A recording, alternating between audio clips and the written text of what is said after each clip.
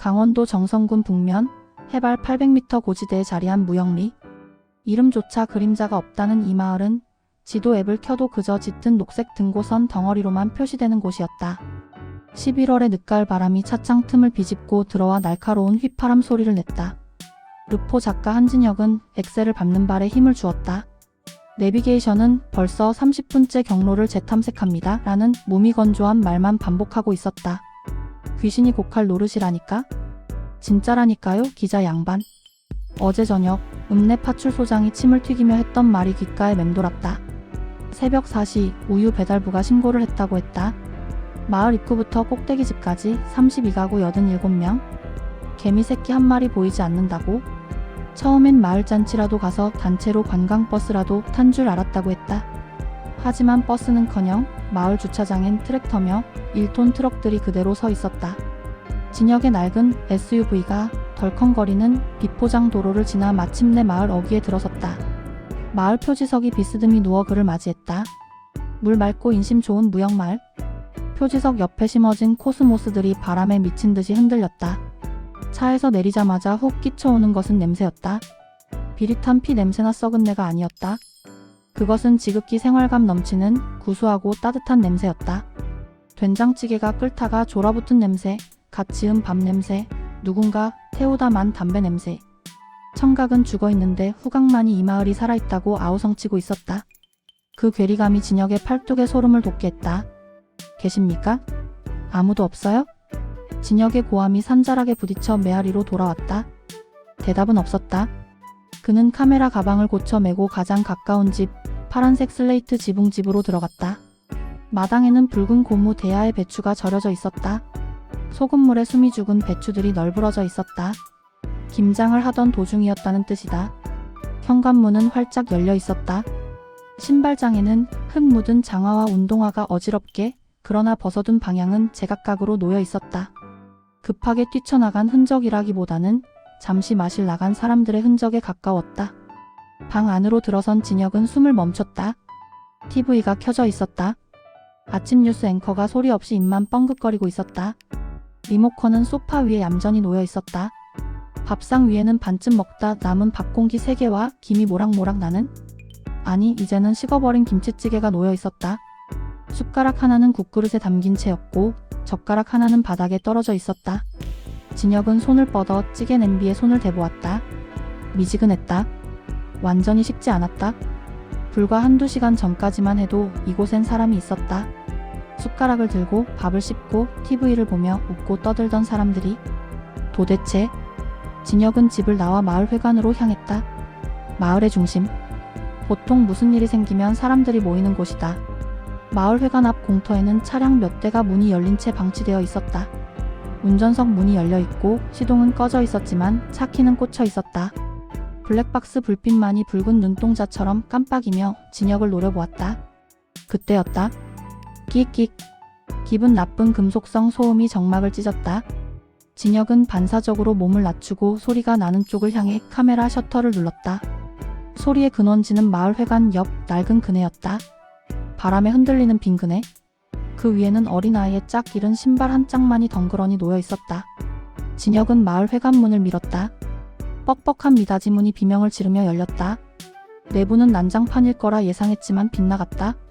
너무나 정돈되어 있었다. 화이트보드에는 11월 14일 대청소라는 글씨가 큼지막하게 쓰여 있었고 바닥은 먼지 하나 없이 깨끗했다. 하지만 진역의 기자의 감이 무언가 이질적인 것을 포착했다. 달력이었다. 벽에 걸린 농협 달력. 오늘은 11월 15일이다. 하지만 달력은 11월 14일에서 멈춰 있지 않았다. 누군가 붉은 매직으로 11월 15일부터 30일까지를 거칠게 아주 새카맣게 지워놓았다. 마치 그 날짜들은 애초에 존재해서는 안 된다는 듯이. 그리고 12월, 1월. 다음 해의 달력까지 모두 찢겨나가 바닥에 뒹굴고 있었다. 미래를 지웠어? 진역은 바닥에 떨어진 달력 뭉치를 주워들었다. 종이 뒷면에 휘갈겨 쓴 글씨가 보였다. 노인의 떨리는 필체였다. 우리는 더 이상 기다리지 않는다. 밤이 오기 전에 새벽을 닫는다. 등 뒤에서 서늘한 바람이 불어왔다. 진역은 본능적으로 뒤를 돌아보았다. 마을을 둘러싼 거대한 산맥이 마치 입을 벌린 괴물처럼 마을을 내려다보고 있었다. 이곳엔 침입자의 흔적이 없었다. 부서진 문도 깨진 유리창도 혈흔도 없었다. 저항의 흔적조차 없었다. 그것이 진혁을 더욱 공포스럽게 했다. 32가구 87명은 마치 약속이라도 한 듯 밥숟가락을 내려놓고 김장 배추를 절이다 말고 TV를 켜둔 채 스스로 증발해버린 것이다. 진혁은 휴대전화를 꺼냈다.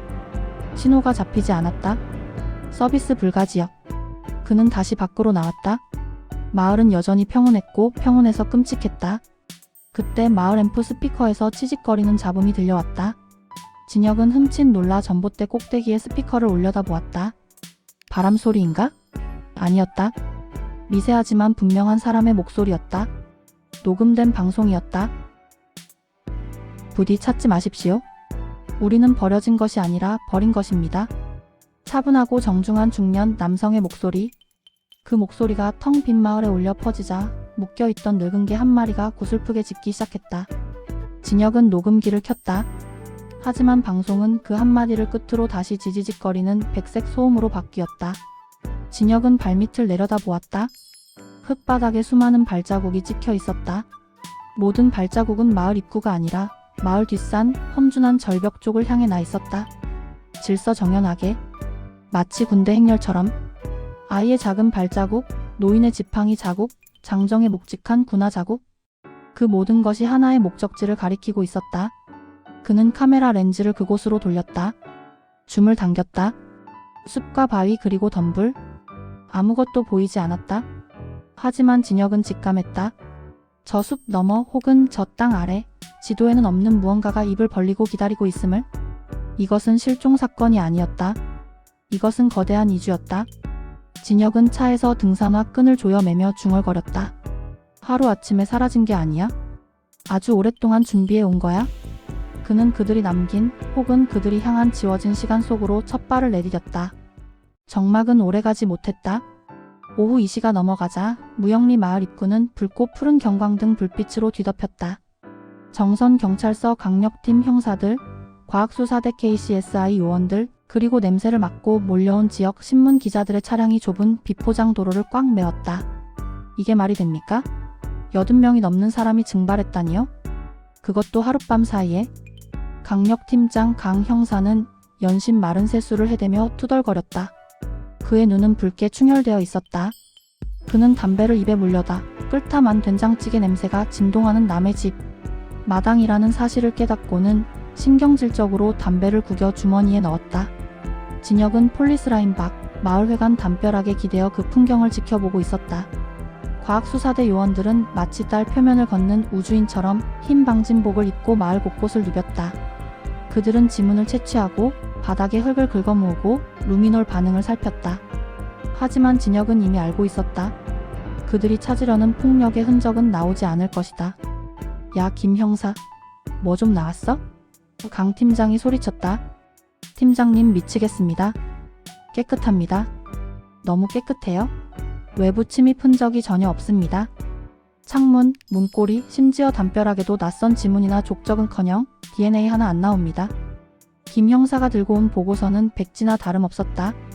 싸운 흔적도 없고 끌려간 자국도 없습니다. 혈흔 반응? 제로입니다. 그냥 밥 먹다가 신발 신고 나간 겁니다. 87명이 전부 다요? 진혁은 그 말을 들으며 마을 입구에 묶여있던 늙은 개를 바라보았다. 누렁이는 낯선 외부인들이 들이닥치자 꼬리를 다리 사이로 감추고 낑낑거릴 뿐 짖지 않았다. 보통 시골 개들은 낯선 차 소리만 들려도 목이 터져라 짖어댄다. 하지만 지난밤 우유 배달부가 올 때까지 마을은 쥐 죽은 듯 조용했다고 했다. 그건 범인이 개에게 익숙한 사람이었거나 개조차 짖을 필요를 느끼지 못할 만큼 자연스러운 상황이었다는 뜻이다. 팀장님, 마을회관 CCTV 복구했습니다. 감식반 요원의 외침에 강 팀장과 진혁의 시선이 동시에 쏠렸다. 마을회관 입구와 주차장을 비추는 유일한 방범용 CCTV였다. 서버가 있는 이장 집 컴퓨터는 전원이 꺼져 있었지만 하드디스크는 멀쩡했다. 마을회관 앞 임시 천막 안 모니터 앞에 사람들이 모여들었다. 진혁도 슬그머니 그 뒤편에 자리를 잡았다. 강 팀장이 그를 힐끔 쳐다봤지만 르포 작가라는 명함을 받은 뒤라 딱히 제지하지는 않았다. 재생해봐. 화면 속 날짜는 11월 14일 오후 6시. 해걸음이 내려앉는 마을회관 앞마당이 흑백 화면으로 나타났다. 평화로웠다. 노인 몇몇이 지팡이를 짚고 회관으로 들어가는 모습이 보였다. 7시가 되자 아이들이 뛰어놀다 엄마의 손에 이끌려 집으로 돌아가는 모습도 찍혔다. 평범하잖아? 다들 집으로 돌아가는데? 강 팀장이 중얼거렸다. 하지만 시간은 흘러 밤 9시가 되었다. 화면 속에 변화가 생겼다. 각 집의 현관등이 하나둘 켜졌다. 그리고 문이 열렸다. 한 집, 두 집, 세 집. 마치 보이지 않는 지휘자가 신호를 보낸 것처럼 마을의 32가구 문이 거의 동시에 열렸다. 잠깐 멈춰봐. 강 팀장의 목소리가 떨렸다. 화면 속의 마을 사람들은 밖으로 나왔다. 겉옷을 챙겨 입은 사람도 있었지만 밥을 먹다 나온 듯 얇은 실내복 차림인 사람도 있었다. 그들은 손에 아무것도 들지 않았다. 짐 가방도 귀중품도 없었다. 빈손이었다. 그들은 서로 대화를 나누지도 머뭇거리지도 않았다. 옆집 사람과 눈인사를 나누는 모습조차 없었다. 그저 앞만 보고 걸었다. 그들의 시선이 향하는 곳은 마을 입구가 아니었다. CCTV 카메라의 사각지대. 마을 뒷산으로 이어지는 오르막길이었다. 가장 선두에 선 것은 이장 박씨였다. 그는 양복을 갖춰 입고 경건한 표정으로 걷고 있었다. 그 뒤를 노인들이 따랐고 청장년들이 아이들을 안거나 업고 그 뒤를 따랐다. 87명의 행렬. 마치 몽유병 환자들의 집단 행진 같았다. 누구 하나 뒤를 돌아보는 사람이 없었다. 짖어야 할 개들은 엎드려 그들을 배웅하고 있었다. 오후 9시 23분. 마지막 사람이 화면 밖으로 사라졌다. 그리고 화면에는 다시 텅 빈 마을 회관 앞마당만 남았다. 바람에 날리는 낙엽과 주인 잃은 정적만이 흐릿한 흑백 화면을 채웠다. 천막 안에는 침묵만이 감돌았다. 이것은 납치가 아니었다. 도주도 아니었다. 이것은 의식 리추얼이었다. 이게 뭐야? 다들 미친 거야? 한 형사가 질린 목소리로 내뱉었다. 진혁은 모니터에서 눈을 떼지 못했다. 화면 속 사람들의 표정은 흐릿해서 잘 보이지 않았지만 그들의 걸음걸이에서 느껴지는 기운을 읽을 수 있었다. 공포? 아니었다. 망설임? 없었다. 그것은 확신이었다. 자신들이 가야 할 곳이 어디인지 정확히 알고 있는 자들의 거침없는 발걸음. 팀장님, 뒷산 수색해야 할 것 같습니다. 이 인원이 차를 안 타고 걸어서 이동했다면 멀리 못 갔을 겁니다.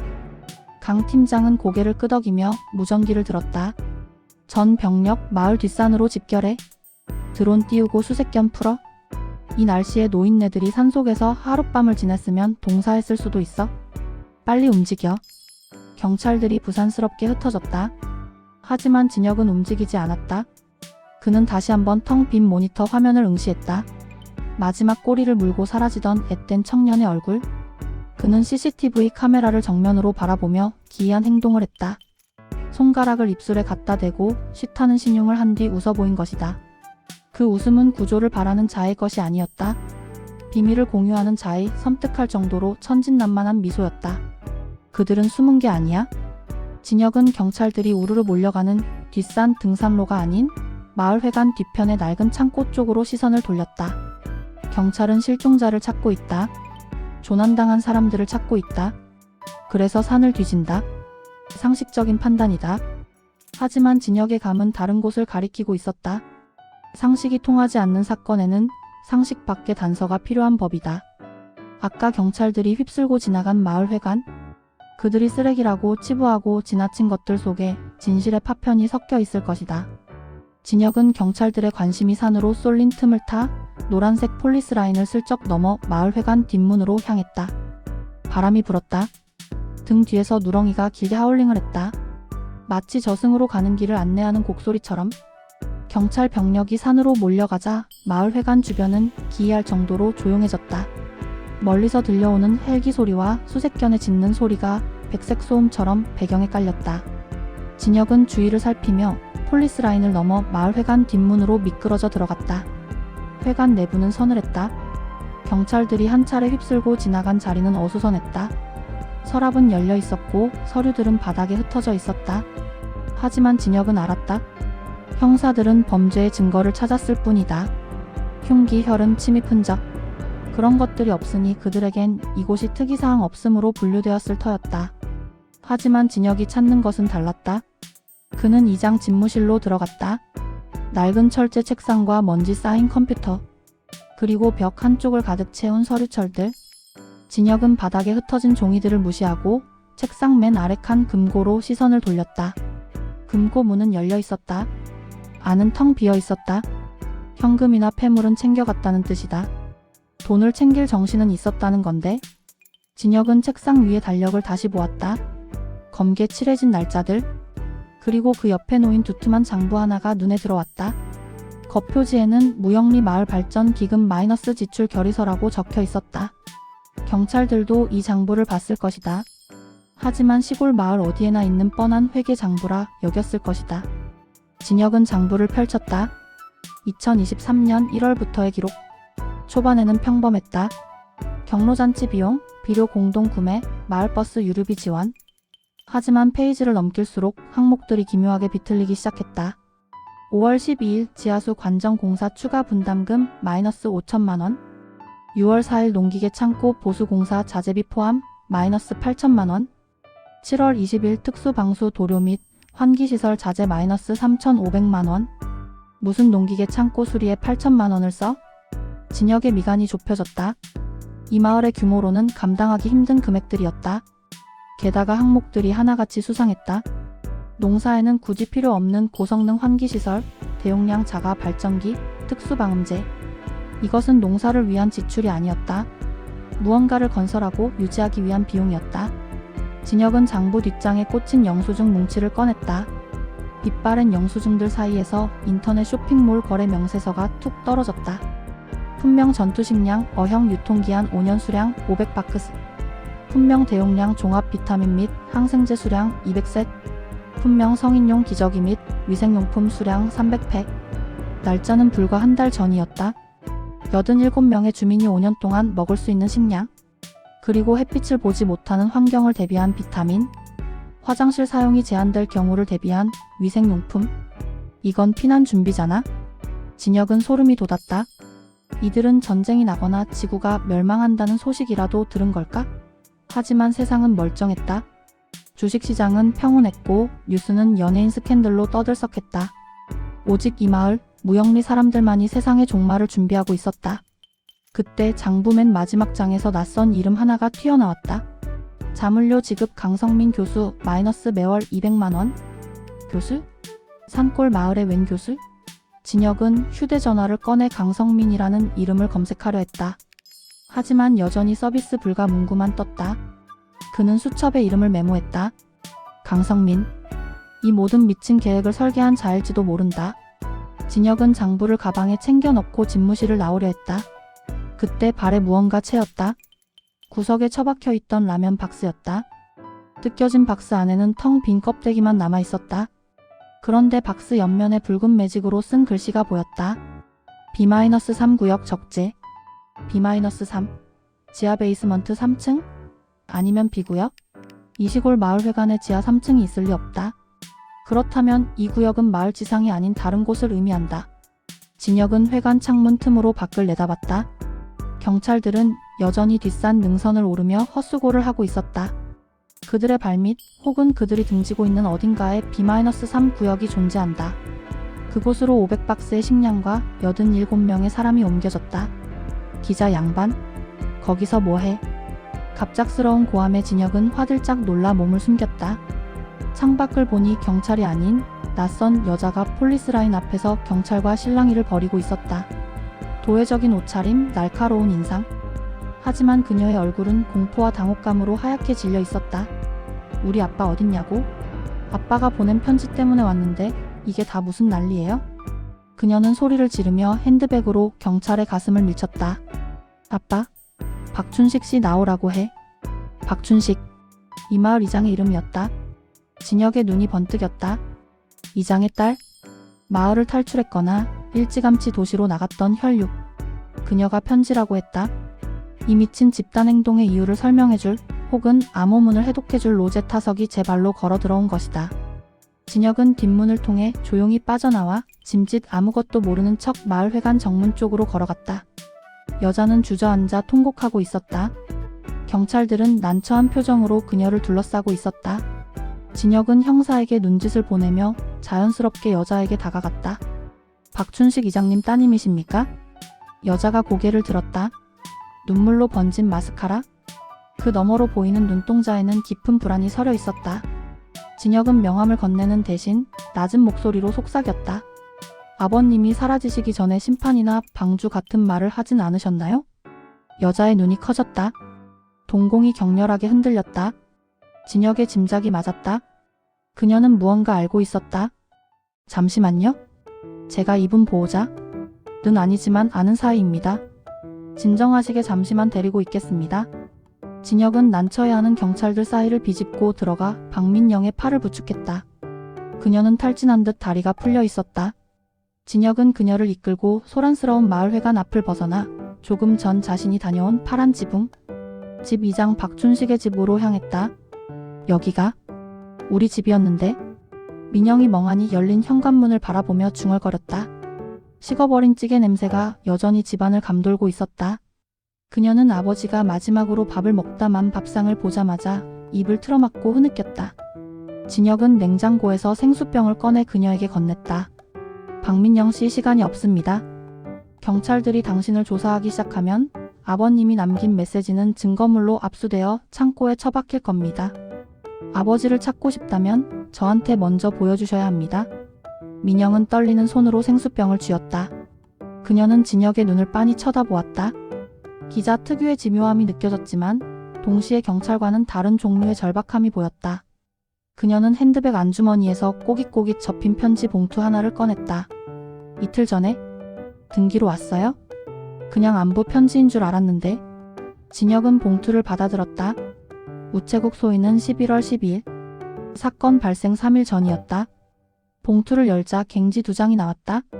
꾹꾹 눌러 쓴 펜 글씨. 이장 박춘식의 필체였다. 사랑하는 딸 민영아. 이 편지를 읽을 때쯤이면 아비는 전화가 터지지 않는 곳에 가 있을 거다. 첫 문장은 평범했다. 하지만 두 번째 문단부터 글씨체가 흔들리기 시작했다. 세상은 병들었다. 뉴스에서 떠드는 전쟁이나 바이러스 같은 게 아니야? 땅이 썩었고 하늘이 닫혔어? 그분께서 말씀하시길 다가올 정화의 불길은 선인과 악인을 구분하지 않는다고 하셨다.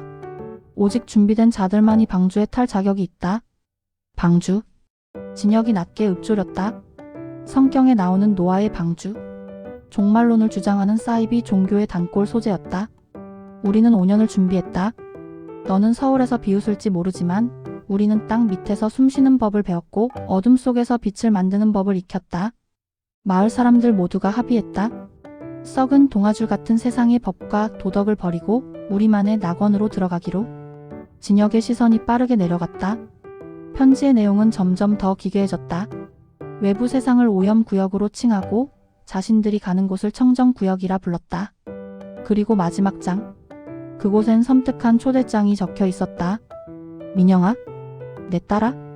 아비가 너를 위해 자리를 하나 비워두었다. 11월 14일 밤 9시까지 마을로 오너라. 그때 대문이 닫힌다. 한 번 닫히면 밖에서는 절대 열 수 없다. 네가 오지 않으면 나는 평생 가슴을 치며 땅 밑에서 울 것이다. 제발 살고 싶으면 와라. 내 짐은 필요 없다. 몸만 오면 된다. 교수님께도 특별히 허락을 받았다. 날짜는 어제였다. 11월 14일 밤 9시. CCTV 속 사람들이 줄지어 사라지던 바로 그 시간. 이 편지는 유서가 아니었다. 탑승권이었다. 하지만 민영은 이 탑승권을 제 시간에 쓰지 못했다. 그 교수라는 사람, 누군지 아십니까? 진혁이 물었다. 민영은 고개를 저었다가 무언가 생각난 듯 멈칫했다. 직접 본 적은 없어요? 그런데 아빠가 몇 년 전부터 마을에 똑똑한 분이 한 분 들어왔다고 입이 닳도록 자랑했어요. 서울 명문대 교수 출신인데 요양차 내려왔다가 마을 일도 봐주고 농사법도 개량해주고 마을 사람들한텐 거의 구세주 같은 존재라고. 이름은요? 강성민 맞습니까? 네, 맞아요. 강성민. 아빠가 통장에 찍힌 이름 보여준 적 있어요? 진혁은 확신했다. 회계장부의 강성민과 민영이 말한 교수. 그가 이 집단 증발 사건의 설계자였다. 그는 농촌 계몽 운동가 행세를 하며 마을에 침투했고 노인들의 불안 심리를 자극해 그들만의 왕국을 건설한 것이다. 저기요, 기자님. 민영이 입술을 깨물며 물었다. 우리 아빠? 죽으러 간 거 아니죠? 집단 자살? 그런 거 아니죠? 진혁은 편지를 다시 접어 그녀의 손에 쥐어주었다. 자살하러 가는 사람들은 5년치 식량을 챙기지 않습니다. 그리고 딸에게 살고 싶으면 오라고 하지도 않죠? 진혁은 창밖으로 시선을 돌렸다. 해가 저물어가고 있었다. 산 그림자가 마을을 덮치자 마을은 거대한 묘지처럼 어두워졌다. 그들은 살려고 간 겁니다. 다만 그 방식이 세상의 상식과 다를 뿐이죠. 진혁은 자리에서 일어났다. 대문이 닫혔다고 했습니다. 그리고 밖에서는 열 수 없다고 했고요. 그럼 어떡해요? 아빠를 못 만나는 거예요? 아니요. 진혁의 눈빛이 서늘하게 빛났다. 문이 잠겼다면 부수고 들어가야죠. 다행히 저는 초인종을 누르고 기다리는 성격이 못 됩니다. 그는 주머니에서 차키를 꺼냈다. 이제 강성민이라는 자에 대해 알아봐야 했다. 그가 어떤 인간인지, 어떤 논리로 87명을 홀렸는지. 지피지기면 백전불태라 했다. 땅 밑으로 들어가기 전에 그 땅을 판 설계자의 설계도부터 훔쳐봐야 한다. 박민영 씨는 경찰에게 가세요. 그리고 이 편지 보여주세요. 단 교수 이야기는 나중에 하세요. 경찰이 그 사람부터 찾기 시작하면 우리가 진입할 틈이 없어집니다. 진혁은 겁에 질린 민영을 뒤로하고 이장집을 나섰다. 바람이 더 거세졌다. 마당에 빨랫줄에 걸린 옷가지들이 유령처럼 펄럭였다. 진혁의 머릿속에는 오직 한 가지 생각뿐이었다. 강성민. 당신이 만든 그 벙커 내가 기필코 뚜껑을 따주지. 어둠이 완전히 내려앉은 무영리는 거대한 검은 늪 같았다. 경찰들은 산속 수색에 집중하느라 마을 본터에는 최소한의 인력만 남겨두었다. 진혁은 어둠을 틈타 마을회관 뒤편에 붙어있는 별채 노인정 건물로 향했다. 낮에 슬쩍 보았을 때 이곳의 창문들은 유독 두꺼운 암막 커튼으로 가려져 있었다. 단순히 햇빛을 가리기 위함이 아니었다. 안에서 벌어지는 일을 밖으로 새어나가지 않게 하려는 은밀한 차단막이었다. 진혁은 잠겨있는 뒷문 경첩을 다용도 칼로 능숙하게 풀어냈다. 문이 삐걱거리며 열렸다. 안으로 들어서자마자 훅 끼쳐오는 것은 오래된 종이 냄새와 알 수 없는 소독약 냄새였다. 손전등을 켰다. 이게 다 뭐야? 그곳은 노인정이 아니었다. 강의실이었다. 벽 한쪽을 가득 채운 화이트보드. 책상과 의자들이 칠판을 향해 오와 열을 맞춰 정렬되어 있었다. 노인들이 쓰기 편하도록 개조된 책상 위에는 필기구와 공책들이 가지런히 놓여 있었다.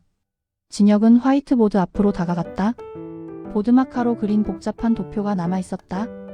지상 오염구역 100% 사망 지하 청정구역 영생의 방주.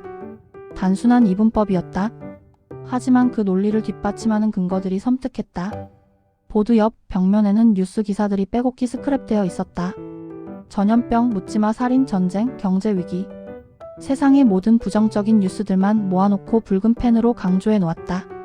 봐라, 세상은 이미 지옥이다. 라고 세뇌하는 시각 자료였다. 진혁은 맨 앞줄 책상에 놓인 두툼한 바인더를 집어들었다. 표지에는 무영리 자립 공동체 교육자료 마이너스 심화반이라고 적혀 있었다. 페이지를 넘기자 큰 글씨와 그림으로 설명된 교리가 나타났다. 우리는 도망치는 것이 아닙니다. 씨앗을 보존하는 것입니다. 밖의 사람들은 우리를 비웃을 것입니다. 노아의 방주를 비웃던 사람들처럼. 교수님의 말씀은 예언이 아니라 과학입니다. 데이터가 증명하는 멸망입니다. 그들은 종교적 믿음이 아니라 왜곡된 과학과 데이터를 맹신하고 있었다. 시골 노인들이 이해하기 힘든 복잡한 세상사를 교수는 멸망이라는 하나의 키워드로 단순화시켜 공포를 주입한 것이다. 강단 옆에는 낡은 오디오 세트와 카세트 테이프들이 쌓여 있었다. 1강 세상의 붕괴, 2강 선택받은 자의 의무, 최종 강의 문을 닫는 용기. 진혁은 최종 강의 테이프를 집어 오디오에 넣었다. 재생 버튼을 눌렀다. 탁 치익 마이너스 테이프 돌아가는 소음 뒤로 부드럽고 지적인 중년 남성의 목소리가 흘러나왔다. 낮에 이장의 딸에게 들었던 바로 그 강성민 교수일 것이다. 여러분 두려우십니까? 목소리는 차분했다. 광신도의 고함이나 선동적인 톤이 아니었다. 대학 강단에서 제자들을 가르치는 듯한 나긋나긋하고 인자한 목소리였다. 땅 밑으로 들어가는 것이 무덤으로 들어가는 것 같아 무서우신가요? 아닙니다. 진짜 무덤은 저 밖입니다. 저들은 서로를 미워하고 죽이고 뺏으며 스스로 지옥을 만들고 있습니다. 우리는 그 불구덩이 속에 남겨질 자녀들을 위해 깨끗한 흙과 물이 있는 곳을 마련한 것뿐입니다. 진혁은 소름이 돋았다. 그는 노인들의 가장 약한 고리, 자식 걱정과 쓸모없는 노인이 되기 싫은 마음을 파고들었다. 국가는 여러분을 버렸습니다. 자식들도 바빠서 오지 않지요? 하지만 여기는 다릅니다. 우리는 서로가 서로의 가족이고 우리가 짓는 농작물이 우리를 살립니다. 여러분은 짐이 아닙니다. 새로운 인류의 시조가 되실 분들입니다. 자존감. 사회에서 소외된 노인들에게 새로운 인류의 시조라는 거창한 타이틀을 부여하고 그들의 노동력과 재산을 갈취해 자신만의 왕국을 건설하는 논리. 완벽한 가스라이팅이었다. 11월 14일. 약속의 날. 우리는 스스로 감옥에 들어가는 게 아닙니다. 밖을 감옥으로 만들고 우리는 자유의 성 안으로 들어가는 겁니다. 제가 문을 잠그겠습니다. 부디 뒤돌아보지 마십시오. 탁. 녹음이 끝났다. 진혁은 오디오를 끄고 멍하니 허공을 응시했다. 이건 단순한 사이비 종교가 아니었다. 사회적 고립감을 이용한 정교한 심리 실험이자 사기극이었다. 강성민은 이 마을을 거대한 실험실로 삼은 것이다. 그때 진혁의 눈에 강단 밑 구석에 떨어져 있는 도면 한 장이 들어왔다. 쓰레기통에 버려졌다가 빗나간 듯 구겨져 있었다. 진혁은 그것을 주워 펴보았다. 마을 지도였다. 하지만 지상의 지도가 아니었다. 지도 위에는 붉은색 실선이 복잡하게 얽혀 있었다. 마을회관, 이장집, 정미소, 마을 주요 건물들의 지하가 땅 밑 터널로 연결되어 있는 그림이었다. 그리고 그 모든 터널이 모이는 곳, 거대한 원형 공간이 표시된 지점. 그곳엔 별표와 함께 이렇게 적혀 있었다. MAIN, 엔트런스 폐광 제2수직갱도 마이너스 위장막 설치 완료. 찾았다. 진혁의 입가에 서늘한 미소가 번졌다. 경찰들이 뒷산 능선을 뒤질 때 놈들은 등잔 미친 폐광을 통해 지하로 사라진 것이다. 폐광 입구는 마을에서 그리 멀지 않았다. 잡목으로 가려져 있고 붕괴 위험 표지판이 있어 아무도 접근하지 않는 곳. 진혁은 도면을 주머니에 쑤셔 넣고 벌떡 일어났다. 이제 더 이상 유령 마을을 배회할 필요가 없었다. 토끼굴의 입구를 찾았으니 이제 사냥개처럼 물고 늘어질 차례였다. 그는 뒷문을 열고 밖으로 나갔다. 차가운 밤 공기가 폐부 깊숙이 들어왔다. 멀리서 경찰차의 사이렌 소리가 들려왔지만 진혁의 귀에는 오직 땅 밑에서 들려올 기계음 환청만이 들리는 듯했다. 기다려라, 강성민. 네가 만든 그 잘난 천국, 내가 지옥으로 만들어줄 테니. 진혁은 어둠 속을 가로질러 폐광 쪽으로 달리기 시작했다. 경찰들의 수색 조명은 산등성이 너머에서 반딧불이처럼 희미하게 반짝였다. 그들이 요란하게 덤불을 헤치는 동안 진혁은 어둠에 잠긴 폐광 입구 앞에 섰다. 접근 금지, 붕괴 위험. 녹슨 철조망에 매달린 경고판이 바람에 삐걱거리며 그네를 탔다. 낡은 갱도 입구는 마치 검은 아가리처럼 입을 벌리고 있었다. 겉보기에는 수십 년간 방치된 폐허 그 자체였다.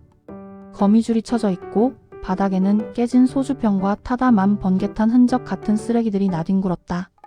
하지만 진혁은 속지 않았다. 이 쓰레기들 너무 인위적이었다. 마치 누군가 여기는 버려진 곳이니 들어오지 마시오라고 웅변하듯 가장 잘 보이는 곳에 연출해놓은 무대 장치 같았다. 진혁은 입구 안으로 들어가지 않고 갱도 주변의 잡목 숲으로 들어갔다. 도면에 표시된 위장막과 환기구. 87명이 숨을 쉬고 밥을 해먹으려면 반드시 공기구멍이 있어야 한다. 한 발짝, 두 발짝. 낙엽 밟는 소리조차 조심스러웠다. 그때였다. 발바닥으로 미세한 진동이 느껴졌다. 웅웅웅. 지진이나 산사태의 진동이 아니었다. 아주 규칙적이고 인공적인 박동. 거대한 디젤 발전기가 돌아가는 소리였다. 땅속 깊은 곳에서 심장이 뛰고 있었다. 진혁은 그 소리의 진원지를 찾아 바위 뒤편으로 기어갔다. 덤불 속에 교묘하게 가려진 바위 틈. 그곳에서 희뿌연 연기 같은 것이 피어오르고 있었다. 진혁은 손을 뻗어보았다. 따뜻했다. 영하로 떨어진 11월의 밤 공기 속에서 그곳만은 한여름처럼 뜨뜻미지근한 바람이 뿜어져 나오고 있었다. 그리고 냄새. 진혁은 코를 킁킁거렸다. 순간 등골이 오싹해졌다. 비릿한 곰팡이 냄새나 쇳내를 예상했었다. 하지만 환풍구를 타고 올라온 것은 지극히 일상적인 냄새였다. 참기름 냄새, 갓 지은 밥 냄새, 멸치 육수 우려내는 냄새? 미치겠군. 발밑 세상에서는 지금 저녁 식사가 한창인 것이다. 지상에서는 가족을 잃은 사람들이 울부짖고 경찰들이 산을 뒤지고 있는데 지하에서는 87명이 모여 앉아 따뜻한 밥을 먹고 있었다. 그 아늑한 냄새가 이 상황에서는 어떤 시체 썩는 냄새보다 더 역겨웠다. 진혁은 환기구 덮개에 귀를 갖다 댔다. 환풍기 팬이 돌아가는 소음 사이로 사람들의 목소리가 섞여 들려왔다. 주소서. 우리를 구원. 노래였다. 찬송가 같기도 하고 군가 같기도 한 기묘한 돌림 노래. 수십 명의 목소리가 하나로 합쳐져 웅장하게 울려 퍼졌다. 음정은 정확했고 목소리에는 확신이 차 있었다. 그 소리는 마치 땅 자체가 웅얼거리는 주문처럼 들렸다. 진혁은 다시 몸을 일으켜 갱도 입구 쪽을 살폈다. 정면 돌파는 불가능해 보였다. 그때 환기구 옆쪽 덤불 속에 가려진 쇠사슬이 눈에 띄었다. 자세히 보니 단순한 쇠사슬이 아니었다. 바위처럼 보이게 칠해진 철문이었다. 위장 도색 캐모플라지 완벽했다. 진혁은 도면을 떠올렸다. MAIN 엔트런스? 이곳이다. 그는 철문에 달린 묵직한 휠핸들을 잡았다. 잠겨있을 것이 분명했다. 하지만 의외였다. 핸들은 뻑뻑했지만 힘을 주자 끼익 하는 소리와 함께 돌아갔다. 안에서 잠그는 걸 잊었나? 아니면 누군가 오기를 기다린 건가? 진혁은 잠시 망설였다. 이 문을 열면 다시는 돌아올 수 없을지도 모른다. 이장의 딸에게 받은 편지 내용이 떠올랐다. 대문이 닫힌다. 한 번 닫히면 밖에서는 절대 열 수 없다. 하지만 문은 열렸다. 그렇다면 이것은 함정일까 아니면 기적일까? 진혁은 주머니 속에 녹음기를 켰다. 그리고 허리춤에 찬 3단봉을 점검했다. 그는 숨을 깊게 들이마셨다. 차가운 밤 공기 대신 문틈으로 새어나오는 훈훈하고 눅눅한 지하의 공기가 폐부로 들어왔다. 끼이쿵. 육중한 철문을 밀고 안으로 들어섰다. 완전한 어둠은 아니었다. 통로를 따라 비상유도등처럼 희미한 주황색 할로겐 전구들이 띄엄띄엄 켜져 있었다. 경사는 가파른 내리막이었다. 끝이 보이지 않는 계단이 지하 깊숙한 곳으로 이어져 있었다. 그 계단 아래에서 아까 들었던 노랫소리가 훨씬 더 선명하게 들려왔다. 이제는 가사까지 또렷하게 들렸다. 저기 저 불타는 세상을 보라. 우리는 흙으로 돌아가 별이 되리라. 진혁은 닫히는 철문을 뒤로하고 그 소리의 근원을 향해 첫 계단을 밟았다. 지상은 이제 없다. 발밑의 왕국, 그 광기의 자궁 속으로 들어온 것이다. 나선형으로 이어진 철계단은 끝도 없이 아래로 뻗어 있었다. 계단을 하나씩 밟을 때마다 지상의 시간은 멀어졌고 기압 차이로 인해 귀가 먹먹해졌다. 진혁은 침을 삼켜 귀를 뚫으며 내려갔다. 대략 지하 100m 아니 그 이상일지도 모른다. 습하고 퀴퀴했던 공기가 어느 지점부터인가 달라지기 시작했다. 쾌적했다. 적당한 습도와 온도가 유지되는 공기청정기가 맹렬하게 돌아가는 밀폐된 쇼핑몰의 공기 같았다. 계단이 끝나자 거대한 기밀문을 로크이 나타났다. 잠수함의 해치처럼 생긴 둥근 문은 반쯤 열려 있었다. 진혁은 숨을 멈추고 그 문턱을 넘었다. 그리고 고개를 든 순간 그는 자신의 눈을 의심했다. 말문이 막혔다. 카메라 셔터를 누를 생각조차 하지 못했다. 그곳은 좁은 갱도가 아니었다. 산 하나를 통째로 파낸 듯한 거대한 지하 공동 캐번이었다. 축구장 서너 개는 좋게 들어갈 법한 광활한 공간. 하지만 진혁을 압도한 것은 공간의 크기가 아니라 그곳을 채우고 있는 빛이었다. 천장에는 수백, 수천 개의 고출력 LED 조명이 촘촘히 박혀 있었다. 그것들은 단순히 어둠을 밝히는 것이 아니라 완벽하게 계산된 조도로 인공의 낮을 만들어내고 있었다. 뒤집힌 하늘, 땅이 하늘이 되고 전구가 별이 된 세상. 그 인공 하늘 아래 또 하나의 무영리가 펼쳐져 있었다. 이게 가능해? 지상의 무영리는 낡고 불규칙한 시골 마을이었다. 하지만 이곳은 달랐다. 규격화된 흰색 컨테이너 주택들이 바둑판처럼 정교하게 배열되어 있었다. 모든 집의 지붕은 통일된 주황색이었고 각 구역 사이에는 인조 잔디가 깔린 산책로가 나 있었다. 마을 외곽, 즉 동굴 벽면 쪽에는 거대한 유리 온실들이 층층이 쌓여 있었다. 스마트팜이었다. 보랏빛 생장 등을 받은 채소들이 흙먼지 하나 없는 무균실에서 무럭무럭 자라고 있었다. 지상의 비닐하우스와는 비교도 안 되는 최첨단 시설이었다. 지상의 가난한 마을은 허상이었다. 그들이 정부 보조금을 받고 농작물을 팔아모은 돈은 모두 이곳으로 흘러들어왔다. 아니, 강성민이라는 설계자가 끌어모은 막대한 자금이 이곳에 투입되었음이 분명했다. 지하 도시의 중심부, 마을 광장에는 거대한 환기타워가 솟아 있었다. 마치 고대 신전의 오벨리스크처럼 혹은 바벨탑처럼 우뚝 선 타워는 쉴 새 없이 신선한 공기를 뿜어내고 나쁜 공기를 빨아들이고 있었다. 진혁은 망원 렌즈를 꺼내 마을 광장을 들여다보았다. 사람들이 있었다. 사라진 87명. 그들은 지상에서 입던 몸빼바지와 흙 묻은 작업복을 벗어 던졌다. 모두가 흰색 면 티셔츠에 베이지색 면바지를 입고 있었다. 마치 수도원이나 요양병원의 환자복 같기도 했지만 훨씬 더 깨끗하고 질이 좋아 보였다. 미쳤어? 이건 그냥 벙커가 아니야. 이것은 왕국이었다. 강성민 교수가 왕으로 군림하고 87명의 백성이 노동하고 기도하며 살아가는 완벽하게 통제된 생태계 TRRARIUM. 그때 천장의 조명이 미세하게 어두워졌다. 오후 10시. 취침 소등 30분 전입니다. 천장 곳곳에 설치된 스피커에서 부드러운 안내 방송이 울려 퍼졌다. 그러자 광장에 모여있던 사람들이 일제히 하던 일을 멈췄다. 아이들은 놀던 공을 챙겼고 어른들은 서로에게 허리를 굽혀 정중하게 인사를 나눴다.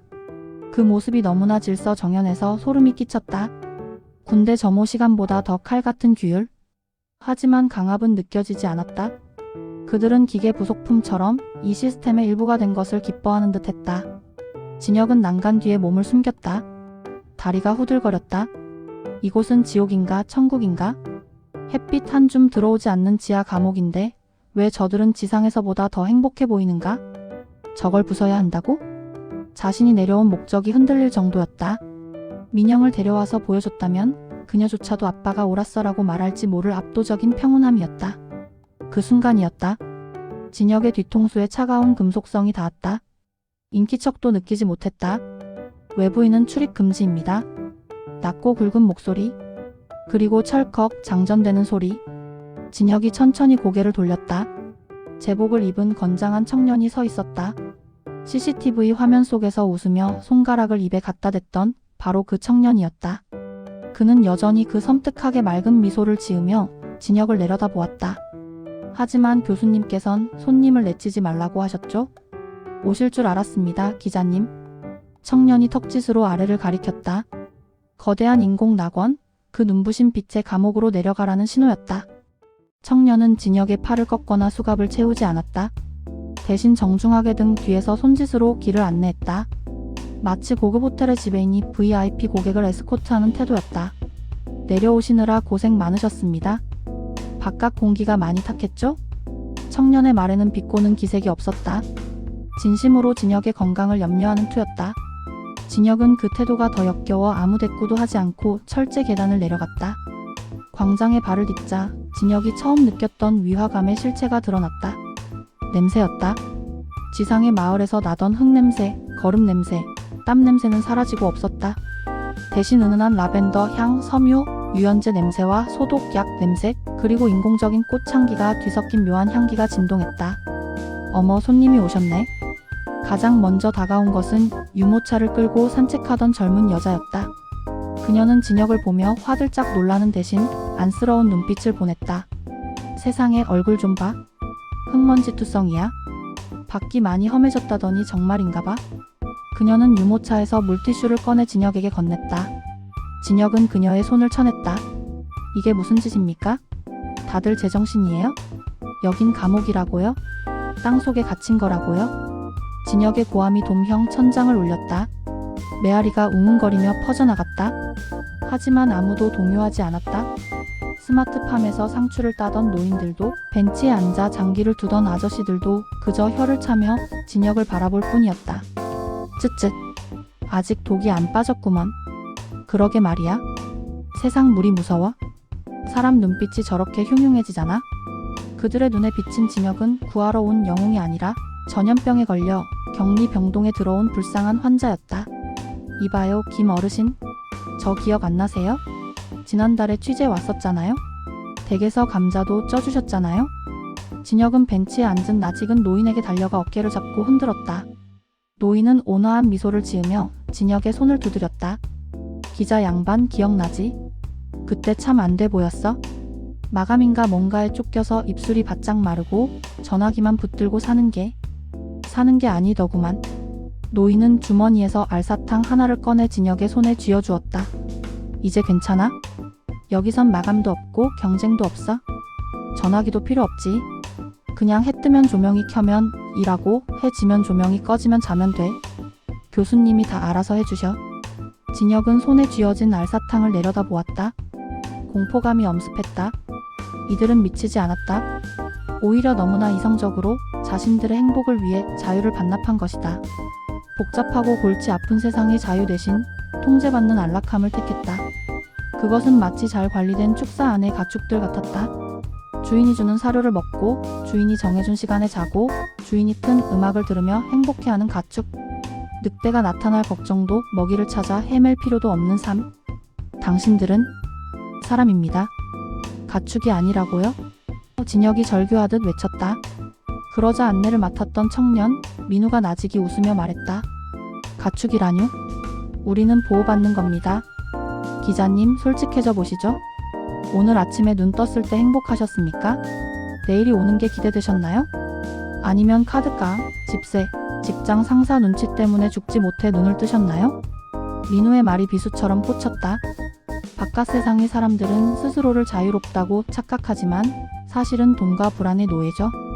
우리는 그 사슬을 끊고 여기로 망명한 겁니다. 그때 마을 중앙의 타워 스피커에서 차인벨이 울렸다. 딩동댕동. 중앙통제실에서 알립니다. 특별 면회가 허가되었습니다. 손님을 모시고 오십시오. 그 목소리 강성민 교수였다. 민우가 고개를 끄덕이며 진혁의 등을 가볍게 밀었다. 가시죠. 아버지께서 기다리십니다. 오해를 풀 시간입니다.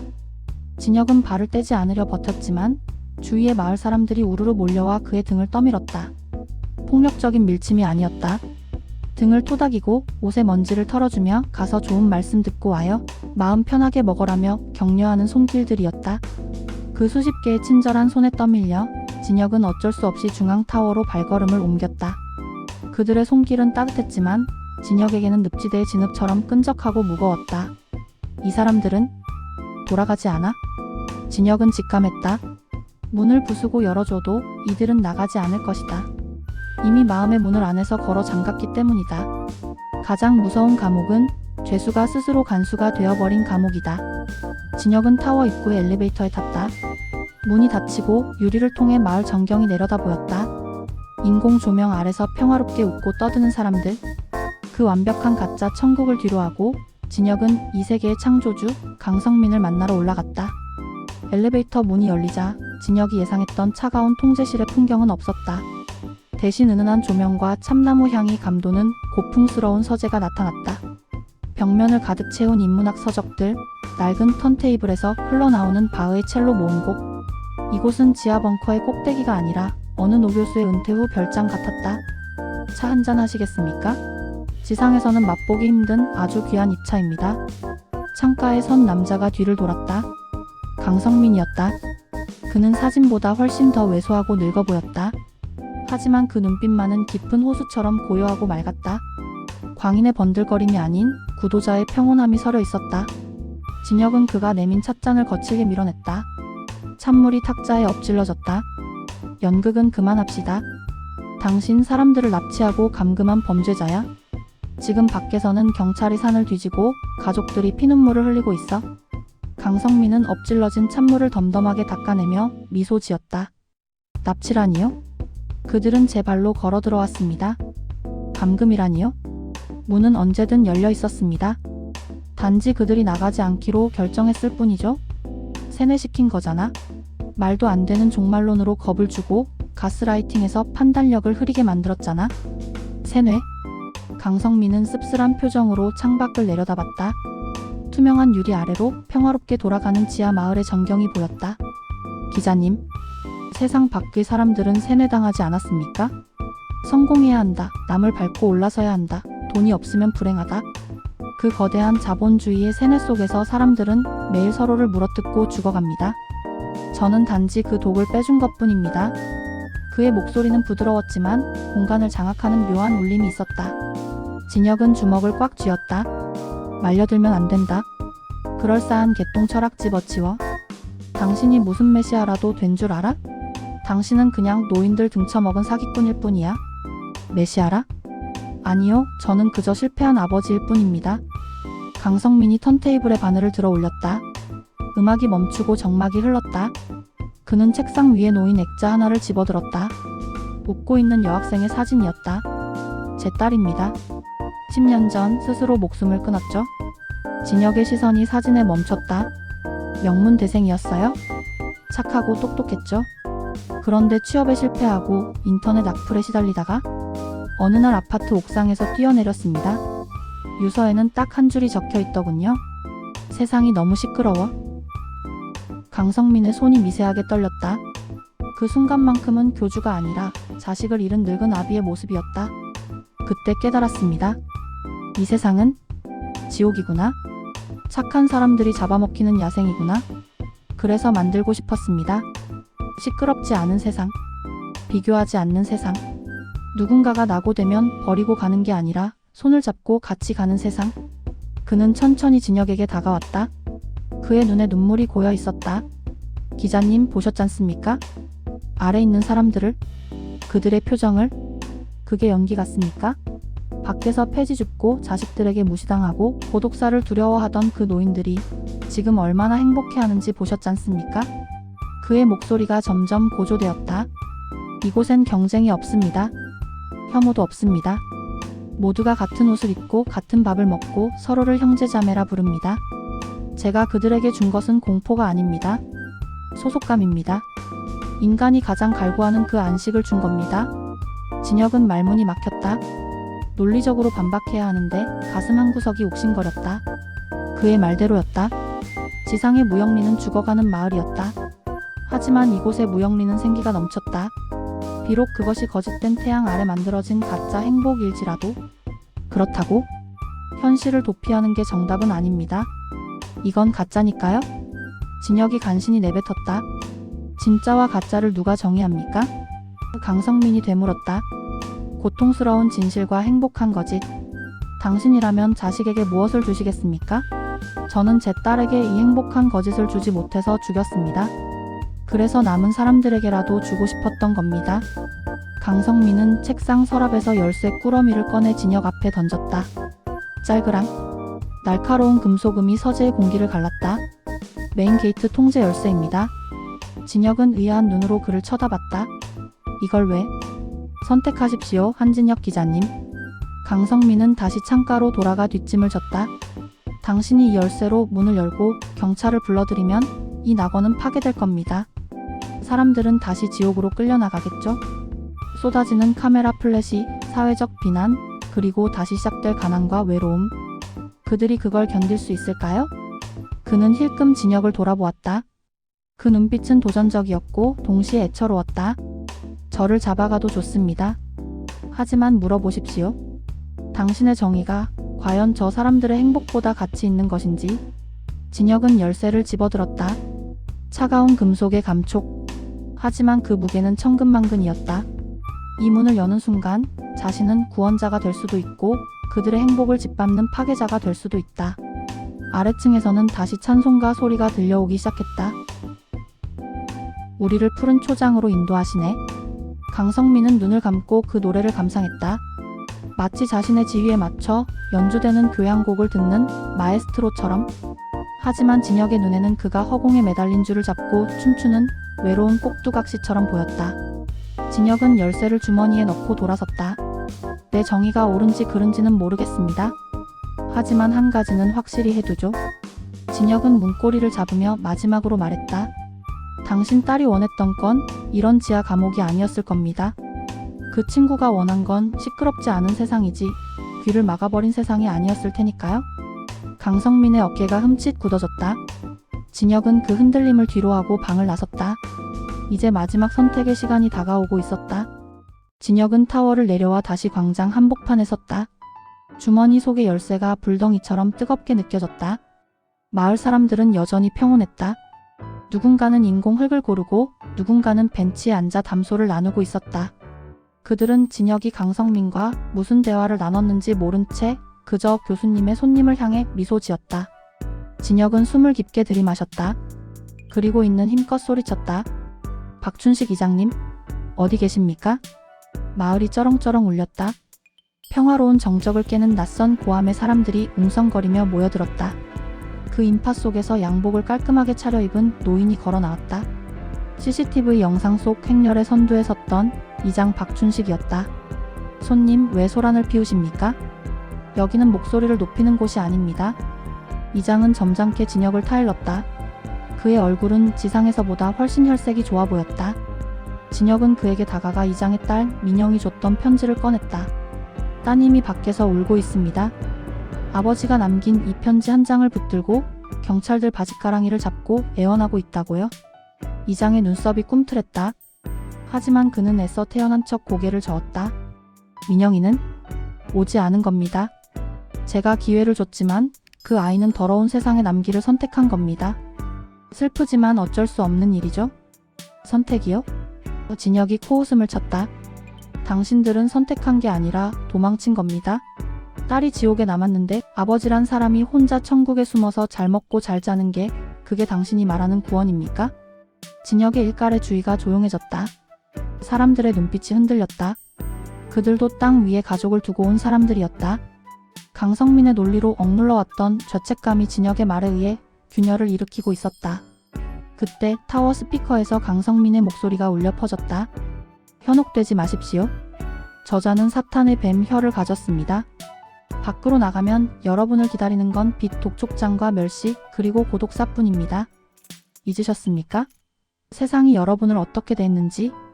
사람들이 다시 동요했다. 공포심. 늙고 병든 자신들을 반겨줄 곳은 없다는 근원적인 두려움이 그들을 다시 움츠러들게 했다. 진혁은 스피커를 노려보며 손에 든 열쇠 꾸러미를 높이 쳐들었다. 그래요, 밖은 지옥일 수도 있습니다. 여전히 시끄럽고 불친절하고 힘겨울 겁니다. 그는 사람들의 눈을 하나하나 맞췄다. 하지만 그곳엔 진짜 햇살이 있고 진짜 바람이 있고 무엇보다 당신들을 기다리는 가족이 있습니다. 기계가 만든 바람과 전구가 만든 태양 아래서 사육당하며 여생을 보내시겠습니까? 아니면 단 하루를 살아도 네 발로 땅을 밟고 사시겠습니까? 진혁은 뒤를 돌았다. 마을 입구의 거대한 철문 메인 게이트를 향해 걸어갔다. 안내원 민우가 총을 들고 앞을 막아섰다. 총구가 떨리고 있었다. 비켜. 진혁의 낮은 목소리에 기백이 서려 있었다. 민우는 주춤거리며 뒷걸음질 쳤다. 그 역시 CCTV를 보고 웃음 짓기 전까지는 평범한 청년이었을 것이다. 진혁은 통제장치에 열쇠를 꽂았다. 철컥. 육중한 기계음이 지하 동굴을 뒤흔들었다. 웅쾅. 두께 50cm의 거대한 난문이 서서히 양옆으로 갈라지기 시작했다. 그 틈새로 찢어질 듯한 굉음과 함께 바깥이 밀려들어왔다. 차가운 밤 공기, 흙냄새, 그리고 멀리서 들려오는 경찰차의 사이렌 소리와 헬기 프로펠러 소리. 지하의 멸균된 공기와는 비교도 안 되는 거칠고 살아있는 날것의 냄새였다. 문이 열렸어. 누군가 중얼거렸다. 가장 먼저 움직인 것은 이장 박춘식이었다. 그는 열린 문틈으로 들어오는 찬 바람을 맞으며 멍하니 서 있었다. 그 바람 속에 딸의 울음소리가 섞여 있는 듯 했다. 민영아, 이장님, 나가면 안 됩니다. 나가면 죽습니다. 강성민의 추종자 몇몇이 소리쳤지만 이장은 양복 상의를 벗어 던졌다. 죽어도 내 딸 옆에서 죽을란다. 혼자 배부른 돼지로 사느니 굶어 죽는 아비가 낫지. 이장이 첫 발을 내디뎠다. 그 한 걸음이 신호탄이 되었다. 나도 갈래? 우리 손주 보고 싶어? 여기 답답해서 못 살겠어? 흙냄새 좀 맡자. 마치 최면이 풀린 것처럼 사람들이 하나둘 대열에서 이탈했다. 강성민이 심어놓은 공포라는 댐이 그리움이라는 물결에 무너져 내린 것이다. 그들은 흰색 단체복을 입은 채 비틀거리는 걸음으로, 그러나 점점 더 확신에 찬 발걸음으로 열린 문을 향해 걸어갔다. 타워 꼭대기층 유리창 너머로 강성민이 그 모습을 내려다보고 있었다. 그는 더 이상 방송을 하지 않았다. 막을 수 없음을 깨달은 것이다. 그가 만든 완벽한 세계는 외부의 침입이 아니라 내부의 사랑에 의해 붕괴되었다. 1년 후, 진혁은 서점 가판대에 놓인 자신의 책을 바라보았다. 제목 지워진 마을, 무영리 마이너스 그들이 지하로 간 까닭은? 사건은 세상을 발칵 뒤집어 놓았다. 강성민은 구속되었고 지하 벙커는 폐쇄되었다. 하지만 진혁의 책은 단순히 사이비 종교의 실체를 고발하는 데 그치지 않았다. 왜 그들이 자발적으로 땅 밑으로 들어갔는지, 우리 사회가 그들에게 어떤 지옥을 보여주었는지에 대한 통렬한 반성을 담았다. 작가님, 사인 좀 부탁드려요. 고개를 드니 낯익은 얼굴이 서 있었다. 박민영이었다. 그리고 그 옆에는 휠체어를 탄 박춘식 전 이장이 멋쩍게 웃고 있었다. 그는 더 이상 지하 세계의 말끔한 양복 차림이 아니었다. 뇌졸중 후유증으로 몸은 조금 불편해 보였고 옷차림도 수수한 점퍼 차림이었다. 하지만 그의 표정은 지하 벙커 시절보다 훨씬 더 편안하고 자연스러워 보였다. 건강은 좀 어떠십니까? 진혁이 펜을 들며 물었다. 뭐 그럭저럭 버티고 있으다. 병원비 대느라 등골이 휘지만 그래도 여기가 낫지. 적어도 내 딸 잔소리 들을 수 있잖수? 박춘식이 껄껄 웃었다. 그 웃음주름 사이로 진짜 햇살이 비치고 있었다. 민영이 책을 받아들며 말했다. 그때 문을 열어주셔서 감사해요. 아버지는 가끔 그곳의 편안함이 그립다고 하시지만 그래도 사람 냄새 나는 지금이 좋대요. 진혁은 그들의 뒷모습을 배웅하며 서점 밖으로 나왔다. 거리는 여전히 시끄러웠다. 자동차 경적 소리, 상인들의 호객 소리, 뉴스 전광판에서 떠드는 정치인들의 고함. 세상은 여전히 요란하고 불친절하고 고통스러운 곳이었다. 하지만 진혁은 이제 안다. 이 소음은 우리가 살아있다는 증거라는 것을. 그리고 문을 닫고 숨어버리는 대신 문을 열고 나와 서로의 손을 잡는 한 이 지옥 같은 세상도 꽤 살만한 곳이라는 것을. 진혁은 하늘을 올려다 보았다. 가짜 LED 전구가 아닌 눈이 시리도록 푸른 진짜 하늘이 그곳에 있었다.